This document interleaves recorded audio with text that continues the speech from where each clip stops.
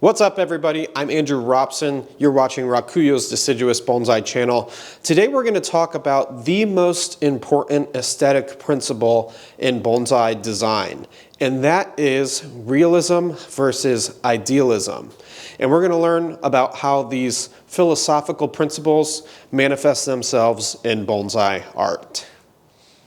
So here I have two Styrax japonica, or Japanese snowbells, that I pulled in from the garden. And I pulled in these two trees because they really represent this aesthetic spectrum that we have in bonsai. You can have bonsai that are very idealized, you can have bonsai that are very realistic, and both of them are totally valid approaches to design and build a bonsai. So let's dive a little bit deeper into idealism and how our concepts of human ideas really help to create bonsai art. Now, idealism in philosophy is most commonly associated with two individuals, maybe Plato and the German philosopher Immanuel Kant. And you could spend hundreds of hours reading their thoughts on what idealism means, but basically, to sum it up, it's where, reality exists in our ideas, not in materialistic things. And so, how does this pertain to art? If we look at this Styrax japonica, this has many things that are enhanced that we would not find if this tree was growing to its own devices. And the first thing that we might notice is the taper of the trunk and the movement of the trunk. This tree has a more exaggerated taper than it would ever, naturally grow. And primarily look at the movement. The movement of this trunk line has way more movement than a Styrax would ever create if left to its own devices. And so this is already, just from the bare bones of this trunk, an idealized bonsai. When this was a little Styrax seedling and someone put that first wire on, they kind of determined that this is going to be very idealized, because they took a plant that would naturally grow a straight trunk and they added a ton of movement and character into that to enhance the beauty of that trunk line. And so here we have a trunk that has more taper than it naturally would. We have a trunk that has more movement than it naturally would. And that's an idealized form of what an individual might perceive as beauty versus how a Styrax might naturally grow if left to its own devices. We also see this in the character of the branching. If you look at some of these branches, they have a lot more character, a lot more personality than that branch might if it was on a more natural, realistic tree. And so it's taking these concepts of trunk, line, branches, silhouette, and adding a human component that this plant might not otherwise create on its own. And it's a totally valid approach to creating a beautiful bonsai. Now let's take a look at realism in bonsai. Here I have a Styrax that is trying to be a lot more realistic of how a Styrax would naturally grow. So I have a trunk that's predominantly straight and does not have a lot of movement. And if you want to make a bonsai, especially a deciduous bonsai that looks realistic, you don't want a lot of movement in the trunk. 99% of deciduous trees will have a straight trunk coming out of the ground. It might fracture, as this plant does, into several different lines, but that initial trunk line is always going to be straight, especially on a deciduous, realistic representation.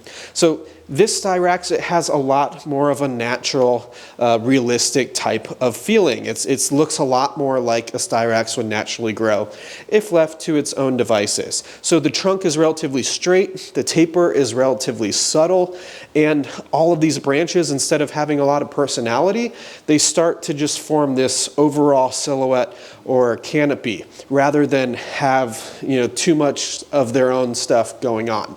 They're more like a school of fish swimming together to create this overall image. And so this is a perfectly valid approach to create a bonsai. This is a bonsai that looks like a tree versus a tree that looks like a bonsai. So I hope you enjoyed this discussion of idealism and realism. Now, one last final point that I want to drive home is that you kind of need to know this if you're growing young trees to begin with. When this tree was started, it was started as a little Styrax seedling. By taking that initial wire and putting a lot of bends in the trunk, it really set this tree up on an idealistic path. Versus this tree here, I don't think it was wired to have this shape. I think they just naturally let the Styrax grow. And you can see, because of that, it doesn't have a lot of those idealistic features in the core of the tree, the trunk, the primary branching. And so this tree lended itself really well to realistic bonsai. Now, the older a bonsai gets, the more momentum it's going to have for one of these directions. I got both of these plants as trunks, and I've since developed those trunks. I probably doubled the mass of each of these trunks in the few years that we've had them in development here at Rakuyo. So we've really added a lot to the trunks, but primarily every single branch that you see on these was created here in Rakuyo studio. And you know, I would never take this trunk and try and turn it to an idealized bonsai because it has so much realism in it. So I decided to keep that realistic momentum going forward and create a Styrax that looks more realistic. Versus this trunk, you know, I got it as a trunk with a lot of movement. It wouldn't make sense to take this trunk and put a very realistic silhouette on it. And so we kind of are embracing the idealism here, we're embracing the realism here, and we're kind of using the momentum that whoever started these trees made to enhance these designs moving forward. If you're working with young plants, make sure that you have that concept in mind, because that very first bend that you might make on a trunk might influence how that tree might look, you know, many, many, many years later.